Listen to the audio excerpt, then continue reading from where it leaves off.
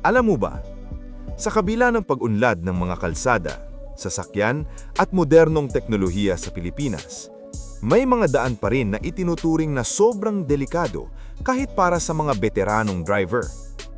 Akala natin dahil sanay na tayong bumiyahe, ligtas na ang bawat kalsadang dinadaanan natin. Araw-araw tayong nagmamaneho, nagmomotor o sumasakay sa pampublikong sasakyan na parang normal na lang ang lahat. Pero ang katotohanan, may mga kalsada sa Pilipinas na kilala sa matatarik na bangin, bigla ang landslide, makikitid na daan, at madalas na aksidente. May mga lugar na kapag dinaanan mo, hindi lang tapang ang kailangan, kundi may kasamang dasal. Sa video na ito, dadalhin kita sa top 12 pinakadelikadong kalsada sa Pilipinas. Mga kalsadang kinakatakutan, iniiwasan, at minsan may hindi rin nakakaligtas. Siguraduhin mong tapusin ang video mga kabida dahil pagdating natin sa number 1, mapapaisip ka kung sadyang delikado lang ba ang daang ito o kamote lang ang nagmamaneho o pinabayaan lang ng mga nasa katungkulan ang kanilang nasasakupan.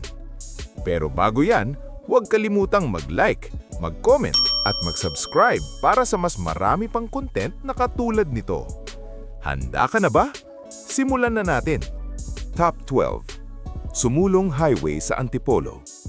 Ang Sumulong Highway sa Antipolo ay isa sa mga pangunahing daanan papunta sa mga tourist spots at residential areas sa Rizal.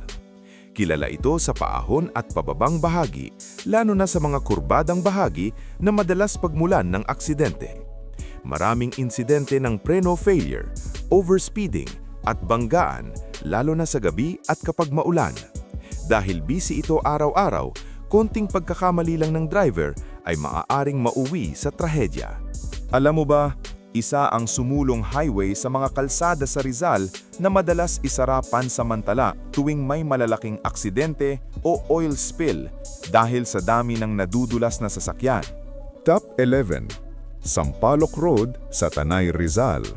Ang Sampaloc Road sa Tanay, Rizal ay isang malawak pero kurba-kurbadang kalsada na dinadaanan ng mga motorista papunta sa mga bundok at resorts. Delikado ito dahil sa matatarik na bangin sa gilid ng kalsada. Madalas itong balutin ng makapal na fog lalo na sa madaling araw at gabi na nagpapababa ng visibility ng mga driver. Marami na ring naitalang aksidente rito lalo na sa mga hindi pamilyar sa lugar. Alam mo ba, may mga bahagi ng Sampaloc Road na walang signal ng cellphone. Kaya kapag may nangyaring aksidente, mahirap agad humingi ng tulong. Top 10. Iligan-Marawi Road sa Mindanao. Ang Iligan-Marawi Road ay isang mahalagang daanan sa Mindanao, ngunit itinuturing ding isa sa mga pinakadelikadong kalsada sa rehiyon. Bukod sa mga zigzag na bahagi, may mga ulat din ng ambush, holdapan at biglaang engkwentro sa ilang lugar nito. Madalas ding masira ang kalsada dahil sa landslide at masamang panahon. Dahil dito, maraming motorista ang nagiging sobrang maingat sa pagdaan dito. Alam mo ba, may mga pagkakataong may convoy o checkpoints sa Iligan-Marawi Road para sa seguridad ng mga dumadaan lalo na sa gabi. Top 9. Trans Central Highway, Cebu. Ang Trans Central Highway sa Cebu ay kilala sa magagandang tanawin, ngunit kapalit nito ang matinding panganib. Ang kalsadang ito ay may matatarik na ahon, matinding pababa at sunod-sunod na kurbada na nagiging mapanganib lalo na sa mga baguhang driver. Kapag umuulan, nagiging madulas ang daan at bumababa ang visibility dahil sa fog. Marami ng aksidenteng naitala rito, lalo na ang mga sasakyang nawawalan ng kontrol pababa ng bundok. Alam mo ba, tinatawag ng ilang lokal ang Trans Central Highway bilang Killer Road dahil sa dami ng aksidenteng nangyayari rito tuwing tag-ulan. Top 8. Kiangan-Tinok-Buguias Road sa Cordillera. Ang Kiangan-Tinok-Buguias Road sa Cordillera ay isa sa mga pinakamapanganib na kalsada sa Hilagang Luzon. Makitid ito, walang sapat na harang at napapalibutan ng matatarik na bangin at mga bundok. Madalas ding makaranas ng landslide, lalo na tuwing tag-ulan, na bigla na lang humaharang sa daan. Isang maling timpla ng manibela lang ay maaaring magdala sa sasakyan diretso sa kailaliman. Alam mo ba, may mga bahagi ng kalsadang ito na ginagawa pa rin mano-mano at bihirang daanan ng rescue teams dahil sa sobrang hirap ng access. Top 7. Cannon Road, Baguio City. Ang Cannon Road ay isa sa pinakakilalang daan papuntang Baguio City, pero isa rin ito sa pinakadelikado. Kilala ito sa matitinding zigzag, madulas na kalsada at madalas na rockfall at landslide. Kapag makapal ang fog, halos wala kang makikitang kahit ilang metro lang sa unahan. Maraming aksidente rito ang nangyayari dahil sa overspeeding at pagkawala ng kontrol ng sasakyan pababa ng bundok. Alam mo ba, madalas ipinasasara ang Cannon Road kapag may banta ng landslide at may mga panahon na buwan ang inaabot bago muling buksan. Top 6. Mangima Road, Bukidnon. Ang Mangima Road sa Bukidnon ay isang mahalagang ruta ng mga truck at bus, pero isa rin sa pinakakinatatakutang daan sa Mindanao. Mga sharp curves na daan, matatarik ang ahon at pababa nito, at kadalasang nagkakapreno failure ang malalaking sasakyan. Marami nang naitalang multiple vehicle accidents dahil sa bigat ng kargamento at bilis ng takbo. Isang maling desisyon sa pagpreno ay maaaring magdulot ng sunod-sunod na banggaan. Alam mo ba, may mga bahagi ng Mangima Road na tinatawag ng locals na death curve dahil sa dami ng aksidenteng naganap doon.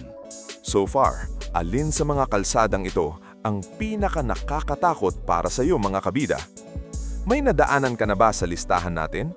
O may alam kang mas delikadong kalsada na hindi pa natin nababanggit? I-comment mo lang sa baba dahil baka mapasama yan sa susunod nating video. Balik tayo sa listahan. Top 5. Tagaytay-Talisay Road sa Cavite. Ang Tagaytay-Talisay Road ay sikat sa tanawin ng Taal Lake, pero isa rin ito sa mga pinakadelikadong kalsada sa Cavite. Ang matinding pababa at sunod-sunod na kurbada nito ay madalas pagmulan ng aksidente, lalo na sa mga sasakyang nawawalan ng preno. Kapag weekend at peak season, nagiging mas delikado ito dahil sa matinding traffic at biglaang paghinto. Marami ng insidente rito na nauwi sa malubhang pinsala at pagkamatay. Alam mo ba, may mga babala at signages sa kalsadang ito na paulit-ulit na nagbababala tungkol sa brake check. Pero marami pa rin ang hindi sumusunod. Top 4. Old Zigzag Road sa Atimonan, Quezon. Ang Old Zigzag Road sa Atimonan, Quezon ay matagal nang kilala bilang isa sa pinakamapanganib na kalsada sa Pilipinas. Ito ay puno ng matatarik na kurbada, makipot na daan at makakapal na kagubatan na nagiging dahilan ng mababang visibility. Maraming aksidente ang nangyari rito noong aktibo pa ito bilang pangunahing ruta, lalo na sa gabi at kapag umuulan. Hanggang ngayon, itinuturing pa rin itong delikado kahit hindi na gaanong dinadaanan. Alam mo ba? May mga kwento ng Old Zigzag Road ay isa sa mga kalsadang pinakamaraming white lady sightings ayon sa mga dating motorista at truck driver. Top 3. Marikina Infanta Highway. Ang Marikina Infanta Highway o mas kilala bilang Marilake ay isa sa pinakasikat at pinakadelikadong kalsada sa Pilipinas. Kilala ito sa mahahabang kurbada at makinis na aspalto na nagiging dahilan kung bakit mabilis ang takbo ng mga sasakyan. Dahil dito, nagtrending ang Marilake sa social media, lalo na sa mga vloggers at motorcycle riders na nagvi-video ng kanilang banking at high-speed turns. Sa kabila ng kasikatan nito, marami na ring naitalang aksidente dulot ng overspeeding at pagkawala ng kontrol sa kurbada. Alam mo ba, dahil sa dami ng viral videos at aksidente, mas pinaigting ng mga pulis ang visibility at checkpoints upang pigilan ang illegal racing at delikadong maneuvers. Top 2. Halsema Highway, Cordillera.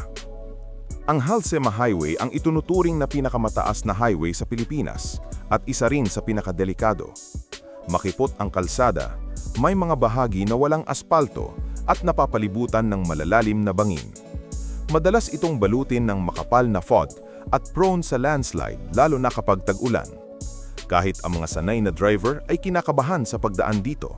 Alam mo ba, may mga bahagi ng Halsima Highway na walang kahit anong guardrail, kaya isang maling manibela lang ay maaaring humantong sa malalim na bangin. Top 1. Buringot Pantukan sa Davao de Oro. Ang Buringot Pantukan sa Davao de Oro ay itinuturing ng marami bilang pinakadelikadong kalsada sa buong Pilipinas. Ito ay isang sobrang tarik at halos bangin sa bangin na daan na ginagamit ng mga minero at lokal na residente.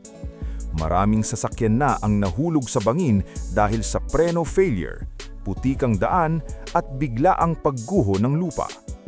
Dito, hindi sapat ang tapang, kailangan mo ng swerte. Alam mo ba, tinatawag ng mga lokal ang Boringot Road bilang daan ng walang balikan dahil sa dami ng mga naaksidenten hindi na nakaligtas dito. At ayan na nga, ang top 12 pinaka-nakakatakot na kalsada sa Pilipinas. Mga kalsadang hindi lang basta daanan, kundi mga lugar kung saan nasusubok ang tapang, disiplina at respeto sa daan. Magkaiba man ang lokasyon, haba at dahilan kung bakit delikado ang bawat kalsada, may mga kalsadang nangangailangan hindi lang ng galing sa pagmamaneho, kundi ng tamang pag-iisip at pag-iingat. Ikaw, kabida, alin sa mga kalsadang ito ang pinaka-nakakatakot para sa iyo? Sa tingin mo, ang mga aksidente ba sa mga kalsadang ito ay dahil sa kakulangan ng maayos na daan o sadyang hindi lang nag-iingat ang mga driver ng sasakyan? At kung sakaling mapadaan ka sa isa sa mga kalsadang ito, handa ka ba? I-comment mo ang sagot mo sa baba at ibahagi ang sarili mong karanasan. Tandaan, hindi lahat ng daan ay para sa mabilisang biyahe. Minsan, ang pinakamahalagang destinasyon ay ang makauwi ng ligtas. Mag-ingat palagi, igalang ang kalsada at huwag maliitin ang panganib. At kung nagustuhan mo ang video na ito, huwag kalimutang mag-like, mag-share at mag-subscribe para sa mas marami pang kwento na katulad nito. Salamat sa panonood! Hanggang sa muli, kabida!